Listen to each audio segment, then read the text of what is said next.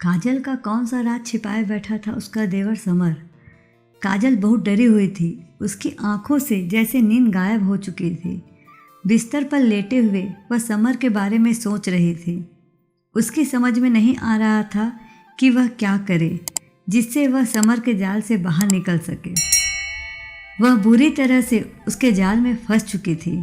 डरी हुई काजल इतनी मजबूर हो चुकी थी कि कुछ भी नहीं कर पा रही थी। गलती उसकी ही थी जो समर को उसे ब्लैकमेल करने का मौका मिल गया था। समर जब चाहता उसे अकेले में बुलाता और जाने क्या क्या करने की बातें कहता। बात ना मानने पर उसके राज खोल देने की धमकी देता। उसे ब्लैकमेल करके उससे पैसे की मांग करता। काजल इन सब से तंग आ चुकी थी। उसका जीना दुर्भर हो गया था। समर कोई और नहीं, उसका सगा देवर ही था। एक ही छत के नीचे उसके साथ रहना अब काजल के लिए मुश्किल हो गया था। समर इतना गिरा हुआ निकलेगा, काजल ने इसकी कल्पना भी नहीं की थी। वह लगातार उसे ब्लैकमेल किए जा रहा था और वह कुछ भी नहीं कर पा रही थी। उसे पता था अगर ये राज बाहर आता है तो उसकी बदनामी के साथ साथ उसकी पूरी ज़िंदगी खराब हो जाएगी। उसे अपनी इस गलती का एहसास था कि उसकी नादानी की वजह से आज उसे इस मुसीबत का सामना करना पड़ रहा है। उसे वो दिन याद आ रहे थे जब काजल अपने पति कमल के साथ दुबई 1 महीने के ट्रिप पर गई थी।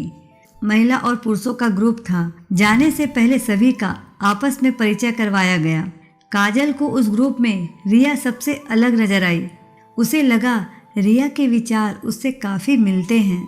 बात बात पर खिलखिलाकर हंसने वाली रिया से वह बहुत जल्दी घुल मिल गई।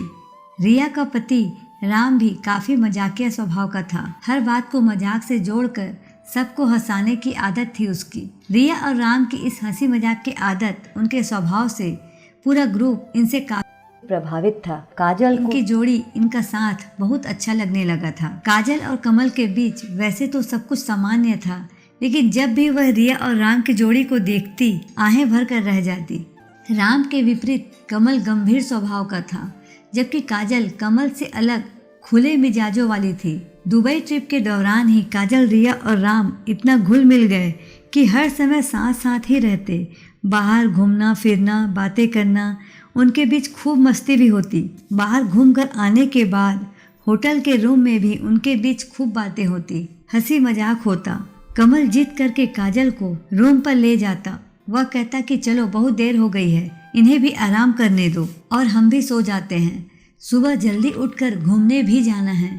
ग्रुप लीडर ने कहा है जल्दी उठने को, मगर काजल को कहाँ चैन मिलता। वह अपने रूम में आकर भी मोबाइल पर बातें किया करती। व्हाट्सएप पर शुरू हो जाता रिया से मजाक, कमेंट्स भेजने का सिलसिला। रिया ने काजल के फेसबुक पर फ्रेंड रिक्वेस्ट भेज डाली। काजल ने तुरंत स्वीकार कर लिया। दिन भर में जो फोटोग्राफी वे लोग करते उसे वे एक दूसरे को व्हाट्सएप पर भेजते। रात को रिया और काजल के बीच व्हाट्सएप पर घंटों बातें चलती। जोक्स शुरू हो जाते। जोक से शुरू होकर घर परिवार की बातें होने लगी। धीरे धीरे यह सिलसिला व्यक्तिगत पर आ गया। एक दूसरे की पसंद नापसंद से लेकर स्कूल कॉलेज की पढ़ाई, बचपन में बीते दिनों की बातें शेयर करने लगे। एक रात रिया ने व्हाट्सएप पर बातों ही बातों में काजल के सामने अपनी पुरानी बातें खोल कर रख दी। शादी से पहले के प्यार और शादी तक सब कुछ बता दिया। शादी से पहले रिया की लाइफ में राम था। दोनों एक ही कॉलेज में पढ़ते थे। दोनों का परिवार उनकी शादी के खिलाफ था। उनके प्यार में क्या क्या अड़चने आई शादी को लेकर, दोनों परिवार में बहुत कहासुनी हुई, पर आखिर रिया और राम ने अपनी समझदारी से अपने अपने परिवार को शादी के लिए मना लिया। इस तरह रिया और राम की शादी हो गई। व्हाट्सएप पर रिया की लव स्टोरी पढ़कर काजल को अपना अतीत याद आने लगा। उस रात उसका भी मन किया कि वह भी रिया को वो सब कुछ बता दे जो उसका अतीत है, लेकिन वह हिम्मत नहीं जुटा पाई। उसे लगा पता नहीं रिया उसके बारे में क्या सोचेगी। अजीब सी हलचल मन में लिए काजल सो गई। पर अगली रात काजल अपने आप को नहीं रोक पाई। रोज की तरह व्हाट्सएप पर बातों का दौर चल ही रहा था कि मौका देखकर काजल ने रिया से कह ही दिया कि उसका भी एक अतीत है। मैं भी किसी से प्यार करती थी और मेरा प्यार मुझे नहीं मिल सका। रिया ने लिखा, बताओ कौन था वह, क्या थी तुम्हारी लव स्टोरी। फिर काजल ने रिया को अपनी लव स्टोरी बताया। वह मेरे कॉलेज में ही था। उसका नाम अजय था। हम दोनों एक दूसरे से बहुत प्यार करते थे। हर रोज हम मिलते, जिस दिन हमारी मुलाकात ना होती बेचैन हो उठते, लगता मानो बरसों से हम ना मिले हों। हम दोनों में खूब बातें होती और तकरार भी। दुनिया से बेखबर हम अपने प्यार की दुनिया में खोए रहते। हमारा प्यार सारी हदें पार कर गया था। विश्वास था कि घर वाले हमारी शादी को राजी हो जाएंगे। इसी विश्वास को लेकर मैंने खुद को अजय को सौंप दिया। एक दिन पापा ने मुझसे कहा, तुम्हारी पढ़ाई पूरी हो चुकी है, हम चाहते हैं कि अब अच्छा सा लड़का देखकर तुम्हारी शादी कर दें। पापा ने अचानक से कहा तो मैं कुछ नहीं बोल पाई। बस इतना ही कहा कि पापा मुझे नहीं करनी शादी, अभी मेरी उम्र ही क्या हुई है। इस पर पापा ने कहा कि उम्र और क्या होगी, 25 साल की तो हो चुकी हो। जब मैंने कहा कि नहीं पापा मुझे नहीं करनी शादी, तो वे हंस पड़े, बोले सच में अभी बच्ची हो। मैंने पापा की बात को गंभीरता से नहीं लिया, पर वे मेरी शादी को लेकर गंभीर थे। एक दिन पापा ने मुझे बताया कि एक अच्छे परिवार का लड़का है, किसी बड़ी कंपनी में इंजीनियर है, 20 लाख का पैकेज है, वो लोग अगले हफ्ते तुझे देखने आ रहे हैं। पापा की बात सुनकर मैं अचंभित रह गई। मुझे समझ में नहीं आ रहा था मैं क्या करूं। फिर भी हिम्मत जुटाकर पापा से बात की, कहा मैं एक लड़के से प्यार करती हूँ और मैं उससे शादी करना चाहती हूँ। पापा मेरी तरफ देखते रह गए। उन्हें विश्वास ही नहीं हुआ कि उनकी बेटी ऐसा भी कुछ कर सकती है। थोड़ी देर बाद पापा ने पूछा कि कौन है वह लड़का, क्या नाम है। मैंने अजय के बारे में उनको सब बता दिया, उसका नाम पता बताया। पापा का गुस्सा बढ़ गया, कहा कि मैं कभी उस परिवार में अपनी बेटी का रिश्ता नहीं करूँगा। मैं अंदर तक हिल गई। मुझे लगा मेरे सपने बिखर गए हैं, सब कुछ खत्म होता सा नजर आ रहा था। मैंने तो अजय को सब कुछ सौंप दिया था। पापा और सब घर वालों ने 2-4 दिन में ऐसा माहौल बनाया कि मेरी और अजय की शादी नहीं हो पाई। अगले ही दिन कमल और उसके घर वाले मुझे देखने आ गए। मुझे पसंद कर लिया गया और मेरा रिश्ता पक्का हो गया। पापा ने सख्त हिदायत दी कि अजय को मैं भूल जाऊं, उसका ख्याल भी मैं दिमाग में ना लाऊं और किसी से जिक्र भूल कर भी कभी ना करूं। इस तरह मेरी शादी कमल से हो गई। मैं अतीत भूलकर अपना घर बसाने में लग गई। शादी को 3 साल हो चुके हैं। काजल ने रिया से व्हाट्सएप पर अपने अतीत की सारी बातें शेयर कर दी और अजय का वह फोटो भेजा जो उसने पहले से रखा हुआ था। रिया ने काजल की कहानी सुनकर एक सीरियस वाला इमोजी भेजा और उसे अब पुरानी बातों को भूलकर आगे बढ़ने और खुश रहने की सलाह दी। इसी तरह हंसी मजाक करते हुए दुबई का ट्रिप पूरा हो गया। जब वो दोनों रात को वापस घर पहुंचे, काजल और कमल दोनों सफर में पूरी तरह थक चुके थे। वे सुबह देर तक सोते रहे। जब 11 बजे काजल की नींद खुली तो वह हड़बड़ाकर उठी, फटाफट फ्रेश होकर तैयार हुई और किचन में आ गई। नाश्ता तैयार कर डाइनिंग टेबल पर लगाया। तब तक कमल भी तैयार हो चुका था। दोनों ने नाश्ता किया। तभी काजल को ख्याल आया कि मोबाइल कहाँ है। उसने इधर उधर देखा पर नहीं मिला। आखिर कहाँ गया मोबाइल। उसे ध्यान आ रहा था कि रात को जब आई थी तो डाइनिंग टेबल पर रखी थी। कमल के ऑफिस जाने के बाद काजल मोबाइल ढूंढने लगी। सभी जगह देखा पर मोबाइल कहीं नहीं मिला। अपनी सास से पूछा पर उन्हें भी नहीं पता था मोबाइल कहाँ है। वह अपने देवर समर के कमरे में गई, सोचा शायद उसने देखा हो। वह उसके कमरे में पहुंची तो देखा मोबाइल समर के हाथों में था। वह मोबाइल स्क्रीन पर व्हाट्सएप मैसेज पढ़ रहा था। वह मैसेज जो काजल ने रिया को लिखे थे, वह सब कुछ पढ़ चुका था। समर क्या कर रहे हो, मेरा मोबाइल तुम्हारे पास कहाँ से आया, काजल ने पूछा तो समर के होठों पर मुस्कान दौड़ गई।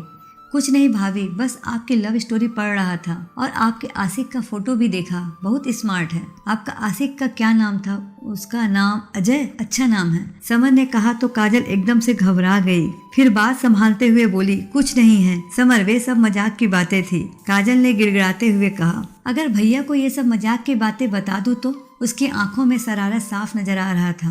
काजल को समर के इरादे सही नहीं लग रहे थे। उसे अफसोस हो रहा था कि क्यों उसने रिया को अपने अतीत की बातें व्हाट्सएप पर लिख भी दी थी तो डिलीट क्यों नहीं किया।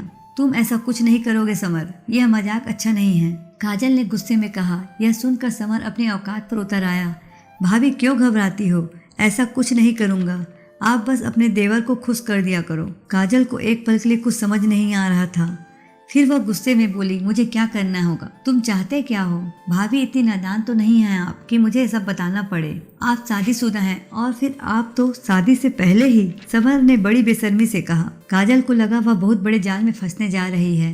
अब करे भी तो क्या करे। क्या सोच रही हो काजल? समर अचानक काजल को नाम से बुलाने लगा। मुझे सोचने का समय दो समर, काजल ने कहा। ठीक है, पर याद रखना मेरे पास बहुत कुछ है भैया को बताने के लिए। भैया को पता चल गया तो धक्के मार कर घर से निकाल देंगे तुम्हें। पता है तुम किस हद तक गिर सकते हो, ये तो मैं अच्छे से जान चुकी हूँ। काजल को अब समझ नहीं आ रहा था कि क्या करे क्या ना करे, कैसे पीछा छुड़ाए समर से। वह देवर भाभी के रिश्ते को तार तार करने पर उतारू था। जब भी मौका मिलता काजल का रास्ता रोक कर खड़ा हो जाता कि क्या सोचा तुमने। समर मोबाइल पर काजल को कॉल करता, इतने दिन हो गए अभी तक सोचा नहीं किया, क्यों तड़पा रही हो। काजल पर समर लगातार दबाव बनाते जा रहा था। इधर काजल का जीना मुश्किल सा हो गया। इसी परेशानी में वह करवटें बदल रही थी। उसकी नींद उड़ चुकी थी। वह सुबह तक किसी निर्णय पर पहुंचना चाहती थी। उसके सामने दुविधा यह थी कि वह खुद को बचाए या समर की वजह से परिवार में होने वाले कलह और बदनामी से बचे। वह चाहती थी किसी तरह समर को समझा सके ताकि यह बात घर में किसी को पता न चले, लेकिन कैसे उसे समझाए समझ नहीं आ रहा था। अचानक उसके दिमाग में एक आइडिया आता है। हाँ, यही ठीक रहेगा। उसने मन ही मन सोचा और गहरी नींद में सो गई। अगले दिन काजल ने घर का काम निपटाया और अपनी सास से कहा, मम्मी जी मुझे अपनी सहेली के पास जाना है, घंटे भर में वापस आ जाऊंगी, कहकर घर से बाहर चली जाती है। थोड़ी देर बाद काजल जब घर लौटी तो उसके चेहरे पर अजीब सी मुस्कान नजर आ रही थी, जैसे उसकी सारी परेशानी खत्म हो गई हो। उसमें अजीब सी हिम्मत आ गई थी। लग रहा था वह समीर का सामना करने को तैयार है। कुछ देर बाद ही काजल के फोन पर समर का कॉल आता है। हेलो काजल, क्या सोचा तुमने? समर ने पूछा। मुझे क्या करना होगा? काजल ने पूछा। कुछ नहीं, बस वही सब। तुम्हें बताना पड़ेगा क्या? हाँ, बताना पड़ेगा। मुझे क्या पता तुम क्या चाहते हो, तुम मेरे साथ। और फिर सब कुछ बताता चला गया समर। कब कहाँ क्या करना होगा। और अगर मैं मना कर दूं तो क्या करोगे? काजल ने पूछा। कुछ नहीं, तुम्हारी लव स्टोरी सबको बता दूंगा। काजल गुस्से से चिल्ला पड़ी। जाओ सबको बताओ, परंतु एक बात याद रखना, तुम जो ब्लैकमेल मुझे कर रहे हो ना, मैं इसकी शिकायत पुलिस में करूंगी। कैसे करोगी? समर ने कहा। क्या प्रूफ है तुम्हारे पास? घर आकर देख लेना। ये कायरों की तरह घर से बाहर जाकर क्या बात कर रहे हो? काजल का गुस्सा बढ़ता ही जा रहा था। शाम को समर घर आया। काजल ने मौका मिलते ही धीरे से कहा, प्रूफ दूं या वैसे ही मान जाओगे? तुमने जो भी बातें की है वह सब मोबाइल में रिकॉर्ड है। काजल मार्केट से अपने मोबाइल में वॉइस रिकॉर्डिंग सॉफ्टवेयर डलवा कर आई थी और इसकी सीडी अपने लॉकर में रखी थी। समर को विश्वास नहीं हो रहा था कि काजल ऐसा भी कर सकती है। वह चुपचाप अपने कमरे में चला गया। काजल आज अपनी जीत पर बहुत खुश थी। व्हाट्सएप के जरिए जो मुसीबत उस पर आई थी वो उससे छुटकारा पा चुकी थी।